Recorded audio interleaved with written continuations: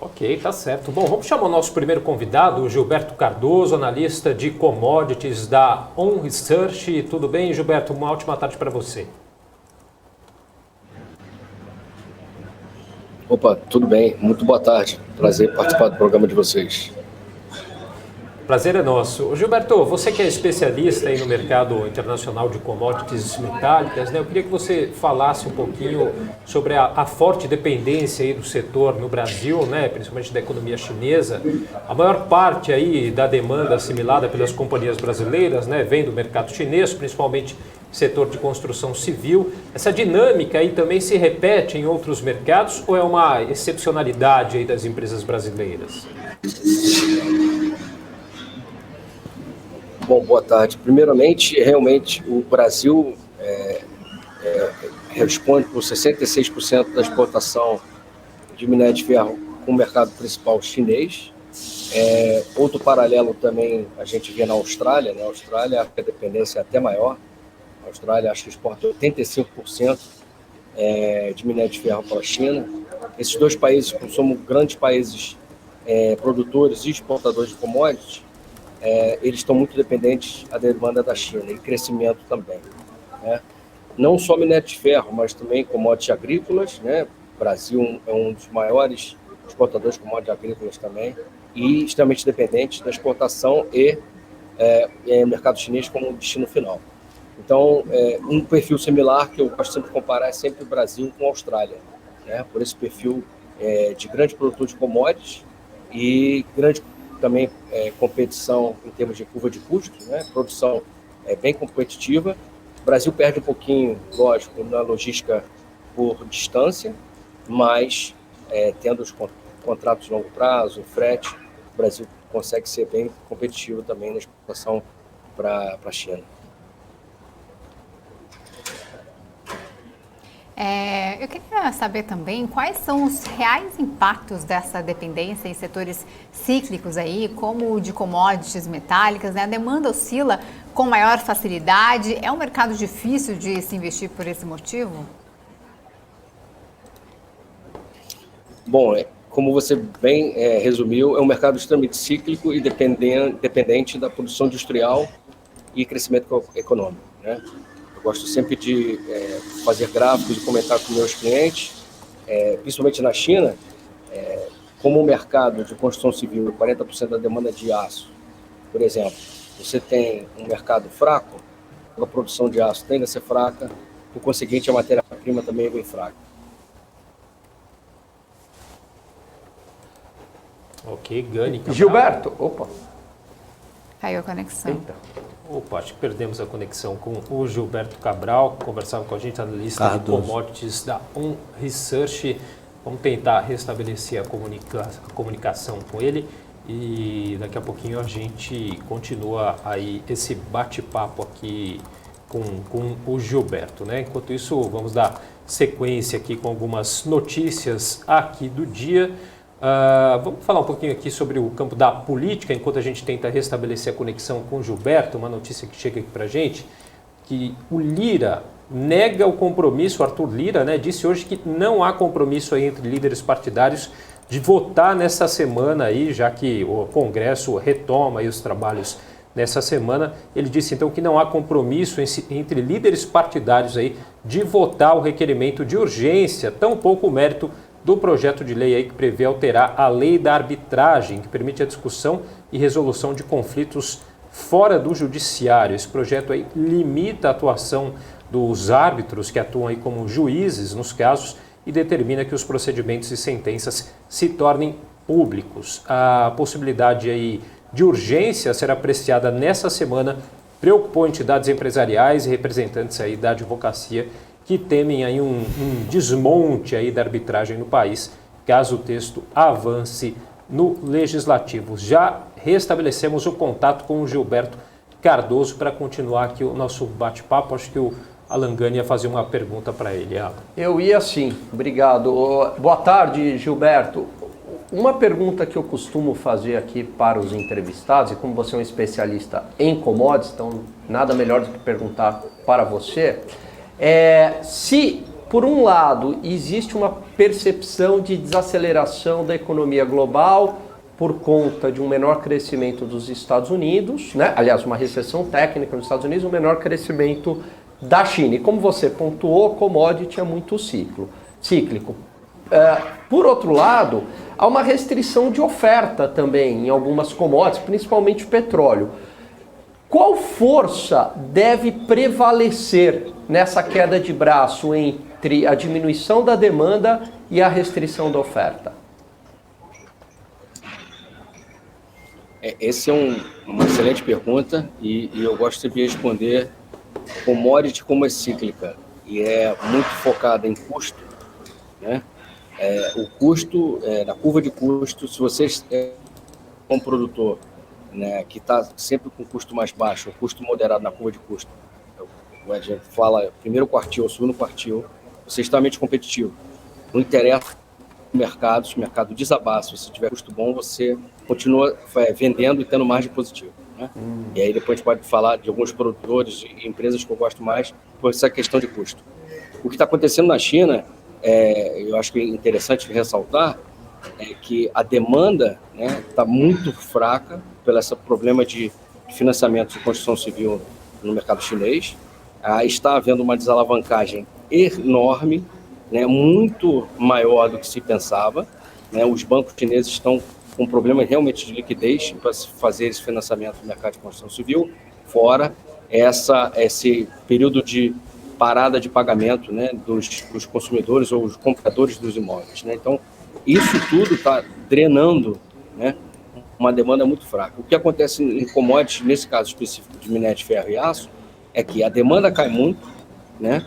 Só que a curva de custo dos produtores, né, o supply em commodity, também a curva de custo vem subindo, porque todas as commodities têm sido também apreciadas pelo custo de inflação. Você tem aumento de combustível, você tem aumento do supply chain, a logística, isso tudo aumenta a curva de custo.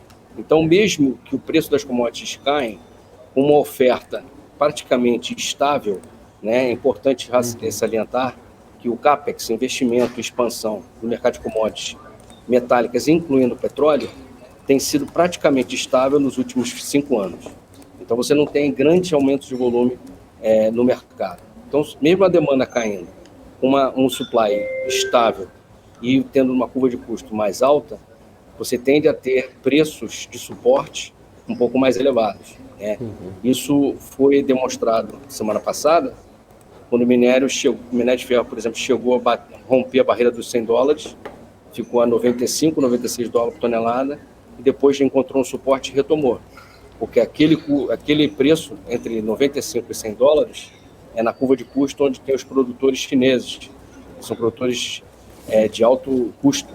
Então, a partir dali, se o preço cair, eles saem do mercado e aí realmente seria muito difícil continuar operando.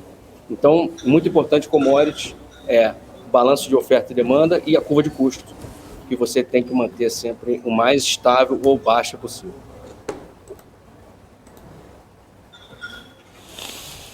Meu amigo, Cabral falando aqui, tudo bom? Deixa eu tirar uma dúvida contigo. A China está fazendo o que o mundo não está fazendo, ao contrário. A China está incentivando a economia dela, colocando alguns 5, 6, 7, tentando, né, colocar no sistema. Isso pode ser inflacionário para o mundo? Em qual sentido? Se o projeto der certo, eles vão crescer e vão comprar o mundo.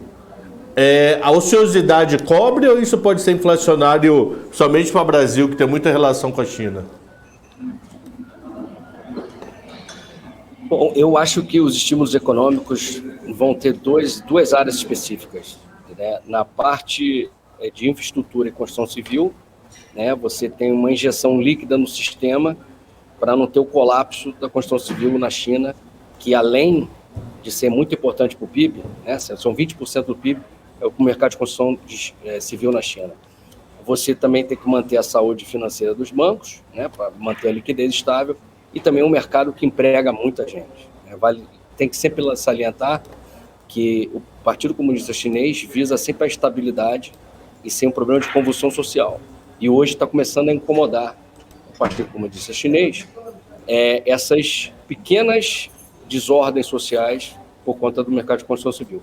Bom, então uma parte do estímulo é para apagar esse incêndio de construção civil, outro para estimular obras públicas de infraestrutura, que sempre a China faz em períodos de queda, né? Foi feito isso em 2008, foi feito isso em 2012, 2015.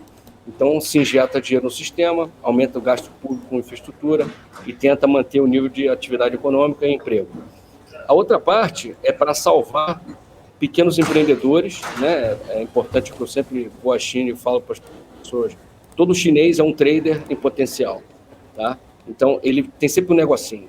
Então, o governo chinês está muito preocupado que muitos negócios pequenos, familiares, startups, quebraram durante o lockdown. Então, eles vão tentar retomar essa parte, investindo, dando financiamento a longo prazo, custo baixo, para essa economia pequena, né, da China, individual, familiar, volte a ser retomada agora no segundo semestre, do ano que vem, para você também manter o nível de renda e emprego das pessoas. Então, esse é os dois grandes focos, né? Construção civil, infraestrutura e pequenos empreendedores chineses. Nesse ponto, eu não vejo, no curto prazo, nenhum risco inflacionário, porque pequenas empresas na China, eu acho que é mais mercado interno, consumidor. Muita coisa de internet, fintech, empresa de varejo, então eu não vejo nenhum problema inflacionário.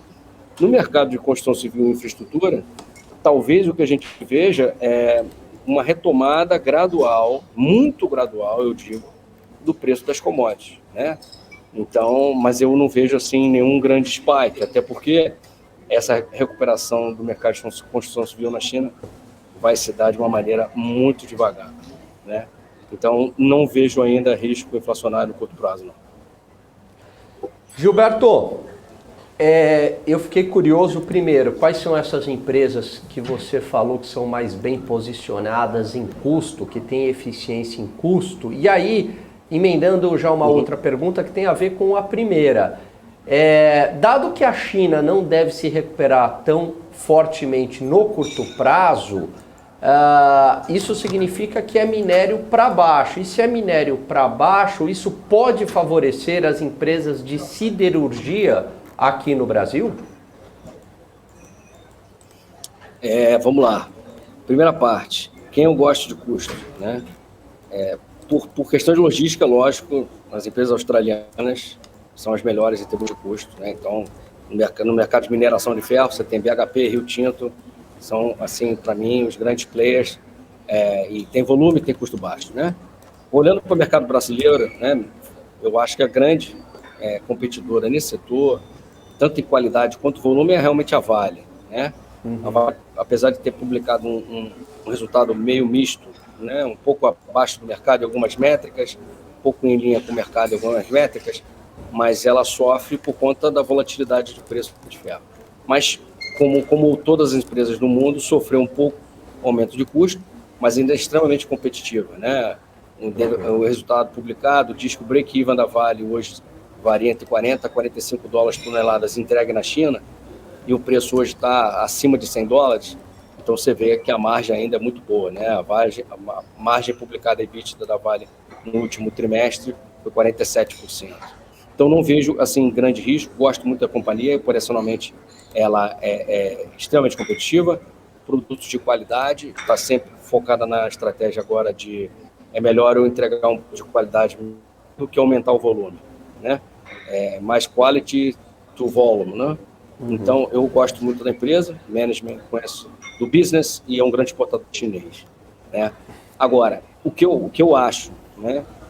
Eu acho que o minério de ferro vai ser menos volátil daqui para frente, tá? Por dois motivos. Primeiro, a recuperação do mercado de construção civil, que eu concordo com você, vai ser muito gradual. Não esperem uma recuperação em V desse mercado, porque, mais uma vez, o problema de liquidez, o problema de financiamento é grave, grande e demanda tempo para a solução, né? Então, o preço tende a voltar e flutuar agora em bandas menores, né? A gente chegou a ter minério, depois da recuperação do Covid, batendo 225, agora recentemente chegou a cair por volta de 90, 95 dólares, eu acho que um patamar realístico é entre 100 e 120 dólares. Tá? Não vejo além disso para esse ano. Então, nessa banda, você vai ter menos volatilidade. O volume esse ano vai ser menor que o ano passado, a produção de aço deve cair. Minhas previsões ficam caindo entre 3% a 4% produção de aço na China em relação ao ano passado. Então, você tem preço médio mais baixo, né, em relação ao mercado do ano passado, e você tem volumes menores. No ponto de vista da siderurgia, a siderurgia ganha com isso, sem dúvida, porque você tem commodities de matéria-prima para siderurgia a preços menores, né, então você tem o seu custo menor, tanto o minério de ferro quanto o carvão tem preços menores em relação ao ano passado, né, e o preço de aço eu acho que está chegando no limite de baixa. Tende agora a recuperar, por algumas siderúrgicas no mundo já começaram a diminuir a produção para tentar equilibrar oferta e demanda. Então, nesse cenário, eu acho que as siderúrgicas se beneficiam, sim, com certeza. Muito bom. Entender também, a gente estava falando aqui sobre a instabilidade da economia chinesa, né? Teve, né, todos aqueles lockdowns. Eu queria entender como é que você avalia essas instabilidades e para o futuro das commodities brasileiras. Bom, eu acredito, tá, que esse foco muito drástico na política chinesa e no lockdown, no Covid, deve se persistir até por volta de outubro, onde tem a reunião do Partido Comunista Chinês, que vai reconduzir o Premier Xi por mais um mandato. Acredita-se que a partir de novembro, né, esse estresse e esse controle demasiado em relação ao Covid deva ser atenuado e melhorado. Então, a partir do terceiro trimestre, a China deve flexibilizar mais as regras e aí as coisas devem caminhar. Daqui até lá, a gente pode observar alguns pequenos lockdowns ou intervenções, como aconteceu em Macau semana passada, aconteceu em Wuhan semana passada também, em pontuais. Não acredito em um novo lockdown na China, mas a gente vai ver, sim, com certeza, algumas intervenções. Do ponto de vista do impacto no Brasil, o Brasil exporta muito commodities, tanto metálica quanto agrícola, para a China. Não vejo ainda um novo grande estresse para essas duas commodities metálicas de lockdown, né? Avaliando vários gráficos de logística mundial tem se normalizado, né, depois do problema dos lockdowns globais do Covid. Então, os tempos de espera em portos já diminuíram bastante, estão voltando ao período pré-Covid. Então, não vejo mais um grande evento que possa impactar as exportações brasileiras de commodities. Mas teremos que sobreviver a algumas notícias. Fechou uma cidade aqui por uma semana, fechamos uma cidade aqui por uma semana. Vai acontecer isso, provavelmente, até o começo do terceiro trimestre. Ô Gilberto, nesse movimento de commodities, você acredita que todas vão apontar na mesma direção ou não? Vai ter um comportamento distinto entre elas? Das que você acompanha, é claro.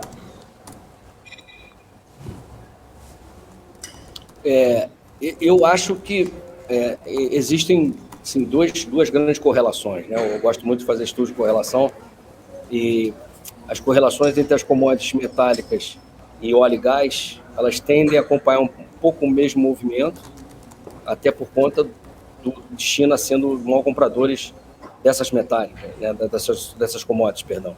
Então, elas tendem a oferecer essa correlação e mesma tendência. Na parte de commodity agrícola, aí já é um pouco mais complicado, porque você tem outros mercados também influenciando muito, tanto na demanda quanto na oferta. Né, Estados Unidos, Europa e a parte da Rússia, Ucrânia também em alimentos, né, então isso dificulta um pouco e a correlação é um pouco mais baixa. Mas metais industriais, né, metais graneleiros, que a gente chama de bulk commodities, né, minério de ferro, carvão e petróleo e gás, eles tendem a ter um acompanhamento semelhante à correlação. Então, nos últimos 2 meses, praticamente todas as commodities e todos os índices das commodities, né, Reuters, Bloomberg, caíram por 20%, estão se recuperando, todos na mesma tendência, com uma correlação muito alta.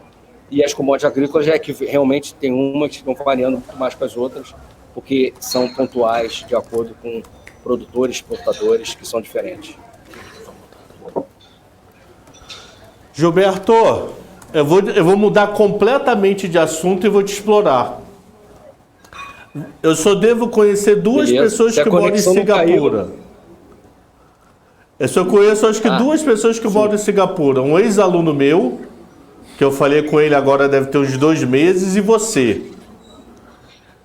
Me conta aí, como é que a economia em Singapura tá bem, não tá? Como é que foi Covid? Como é que tá efeito China nesse rolo? Rússia? Como é que é famoso? Como é Singapura no mundo? Por favor. Bom, vou tentar resumir aqui. Singapura é um país com uma história fantástica, né? Se desenvolveu em 50 anos, praticamente, né? Um país muito pobre, teve um desenvolvimento fantástico em 50 anos, basicamente focado em trading, né? Como trading, né? É um grande hub, né? Singapura é passagem obrigatória para a Ásia, os navios que vêm da Europa e das Américas, se você vem pela essa rota do Atlântico, e viu uma vantagem competitiva, em ter essa vantagem de estar perto da China, fora da China, país liberal na economia, mas extremamente conservador nos valores, né? Singapura é um país extremamente aberto para negócios, mas um pouco fechado na parte de valores, até porque é um país que é gerido ou gerenciado, governado pelo mesmo partido desde a sua independência, e muito estável, um país extremamente estável, uma praça financeira fantástica.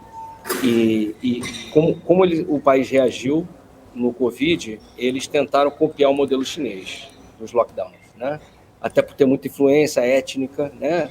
30% a 40% dos singapurianos têm origem chinesa, então eles tendem a algumas coisas pensarem semelhante. Só que eles são muito rápidos quando eles veem que o caminho está errado, né? Eles sacaram que o caminho estava errado, que aquele modelo de Hong Kong e China continental, de lockdown, fechar todo o país, não dava certo para Singapura. O país sempre foi aberto e vive disso. E eles corrigiram o rumo durante a pandemia, né? Começaram a flexibilizar um pouco a economia. Um dos primeiros países da Ásia a abrirem para estrangeiro viajar a negócio.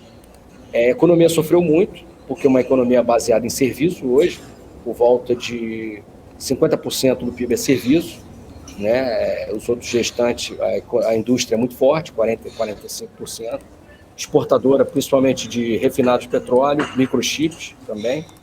Então, é uma economia extremamente diversificada e hoje é o grande hub de commodities para a Ásia, né? Grandes empresas internacionais têm seu escritório para negociação da Ásia baseado em Singapura, que, como eu falei, você está perto da China, mas está fora da China, né? É um país extremamente aberto e democrático, né? Então, e fala inglês, bilíngue, né? Chinês e inglês. Então, se saiu muito bem, está se recuperando. Mesma coisa na China, um pouco de investimento e tentar salvar empresas pequenas, familiares, né? Para tentar manter um nível de emprego razoavelmente estável, mas é um país que tem se recuperado muito bem do Covid, por essa posição estratégica extremamente ligada à parte cíclica das commodities, né? Então, tem tido uma recuperação de PIB muito grande e é um país que eu e minha família aprendemos a gostar. Ô Gilberto, eu vou pegar uma carona na pergunta do Cabral. Quando a gente olha para esses países asiáticos, como você bem mencionou, que até pouco tempo eram Sim. países pobres, que de repente passam a ser países desenvolvidos em 30, 50 anos, Singapura, Coreia do Sul, Hong Kong. Que lição que a gente consegue tirar desses países para trazer para o Brasil, ou não tem jeito, é uma outra cultura, e aí a gente está fadado a esse subdesenvolvimento eterno?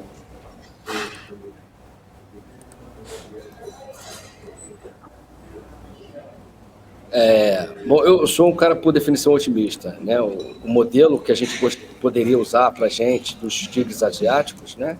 Que foram esses basicamente esses 4 países que você mencionou. O que eles fizeram é investir em educação, tá? Basicamente, educação, estabilidade, né? O famoso, muita gente fala a expressão em inglês, mas é o rule of the law, as regras de valer e tem que ser cumpridas, né? Então você tem educação, rule of the law, né? Você tem que cumprir os contratos, não pode mudar de hora para outra, tem que ser um país estável para você atrair investimento, né? No começo, essa curva de crescimento dos países, as pessoas estavam iniciando sua educação, investimento em educação pesado, e tanto a Coreia quanto os países, eles, ao contrário de alguns países, né, da América Latina, eles investem na parte do ensino superior.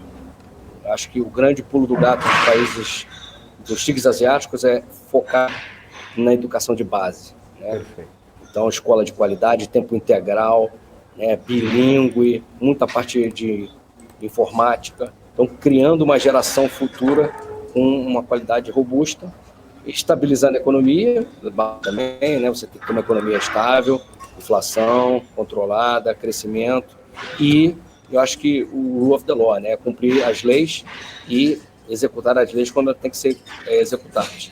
Se você fizer isso, eu acho que já atrai demais o capital externo, que todos eles precisaram muito de investimento externo, né? Singapura, Hong Kong e Coreia, Taiwan, eles atraíram muito investimento estrangeiro, né? E o modelo muito parecido com o que a China copiou também, né? Você começa a ser a fábrica do mundo para alguns tipos de produto, você tem um custo de produção muito baixo, né?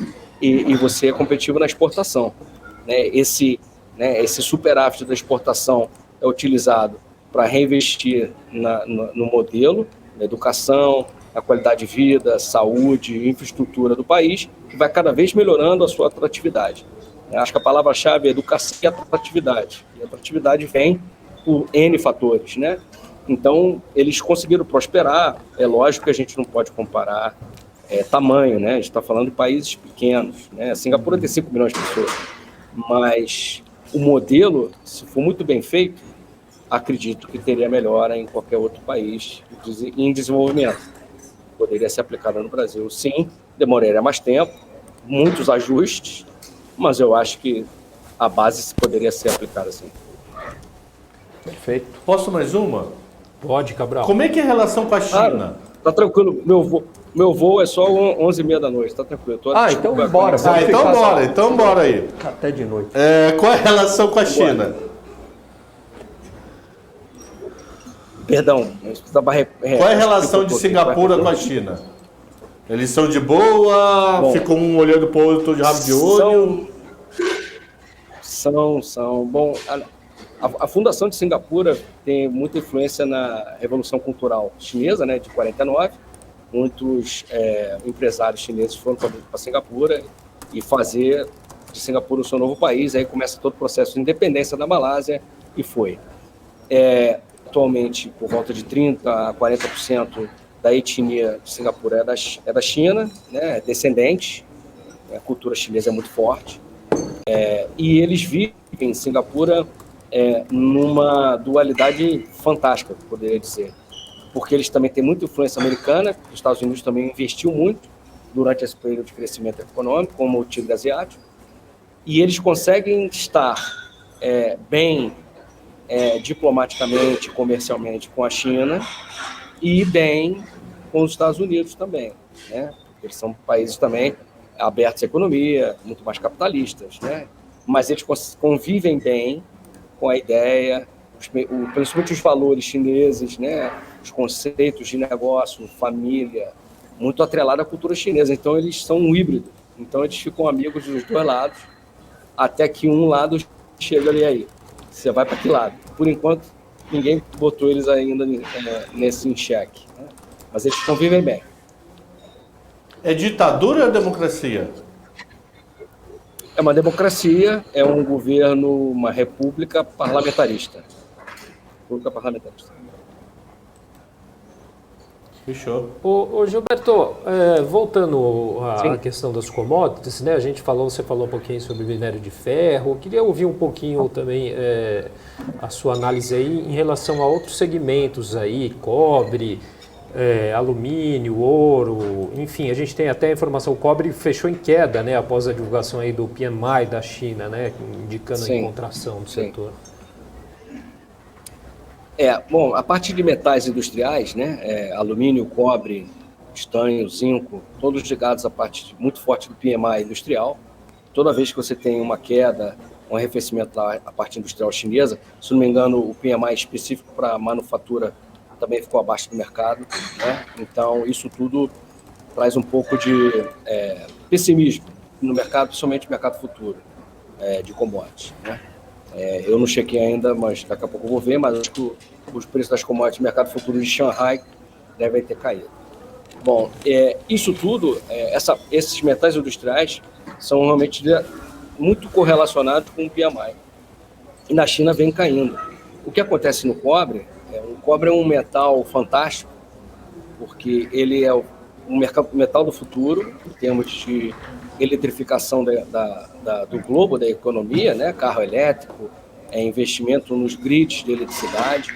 É um metal que é muito utilizado na parte de distribuição de energia, claro, e vai ser muito necessário na parte de carros elétricos, posto de recarga, enfim. É a commodity do futuro, todo mundo fala cobre, lítio e cobalto, né? As grandes commodities ligadas à eletrificação da economia. E o cobre é um metal interessante que a produção de cobre vem caindo ano a ano. Por quê? Por falta de investimento em novos projetos e as minas atuais produtoras, a cada ano que você minera, tem mais estéreo, né? Você tem que minerar mais, você tem que cavar mais, processar mais para extrair menos produto final, porque a concentração do produto está caindo ano a ano. Então, isso vai chegar num ponto que cada vez você tem que produzir menos minério, um custo mais alto, né? Porque você tem que abrir a mina, cavar, extrair muito mais material, uma quantidade menor de cobre, porque a contribuição vem diminuindo, e logo o custo aumenta. Então, você vai ter na curva de custo de cobre, como eu falei, eu gosto muito de estudar a curva de custo, você vai ter uma estabilização, né? Eu acho que o cobre pode estar chegando nas mínimas, né? Porque a partir daí, começa alguns produtores marginais de custo muito alto não serem mais competitivos, aí eles saem do mercado. E aí você tem um reequilíbrio entre oferta e demanda. Isso vale para todas as commodities, principalmente alumínio hoje em dia, né? Alumínio é uma commodity muito utilizada, né, na parte industrial, indústria automotiva, indústria aeronáutica, e por conta da energia alta, né, você tem uma energia muito cara, principalmente na Europa, você tem muitos produtores de alumínio que já fecharam, já não estão produzindo mais. Então, a oferta já está diminuindo, mesmo que a demanda caia um pouquinho, a gente começa a ver uma estabilização de preço. Então, eu acho que ambas as commodities industriais vão sofrer com a demanda assim, fraca, com PMI negativo, mas já devem estar chegando no seu piso na curva de custo, porque daqui para frente, alguns produtores marginais começam a sair do mercado, né? Então, acredito que esteja chegando num patamar interessante para investimento nessas commodities que investe direto no mercado de metais, LME, o mercado de Chicago, direto nas commodities. Dá mais uma aí ou não? Dá sim. Dá? Eu ia te perguntar se você acompanha, Gilberto... Saideira. Uhum. O setor de celulose, papel e celulose, se você acompanha também, e quais são as suas perspectivas? Sim, o mercado de celulose é um mercado interessante que tem sido muito resiliente nessa correção dos preços das commodities, né? Tanto óleo, gás, commodities metálicas, que a gente viu agora em junho e julho, os preços caíram demais. O mercado de commodities na China tem mantido um preço alto, relativamente alto, né? O preço subiu só em abril, maio e junho, volta de 10% a 15%. Então, é um mercado extremamente resiliente, que com a retomada da indústria chinesa, ou a abertura da economia, deu um pouco de respiro, né? Um pouco de alívio em relação à demanda, né? Agora, que acontece no mercado de celulose é que há uma expectativa de novos projetos, né? A Suzano anunciou um projeto e outras empresas chilenas também, CMP, anunciou um projeto, só que esse projeto demanda um tempo. E o mercado está muito equilibrado entre oferta e demanda, né? Então, como esse projeto demora a sair, não tem impacto ainda na curva de produção e a demanda relativamente tem mantido estável para esse ano, tanto o mercado europeu, americano e chinês, que é realmente o grande foco. Então, para mim, é uma surpresa muito positiva. Eu gosto do setor, né? E nesse setor eu acho que a Suzano é a grande player, né? Tem custo, tem qualidade, tem uma estratégia muito boa de marketing, né? E eu gosto muito do setor, gosto muito do papel também, né? Então, eu acho nesse setor todo uma das commodities mais resilientes que eu tenho visto nos últimos 3 meses. Ok, queria agradecer aqui, muitíssimo obrigado pela participação, Gilberto Cardoso, analista de commodities, então, da ON Research. Valeu, Gilberto, e uma ótima viagem para você, inclusive.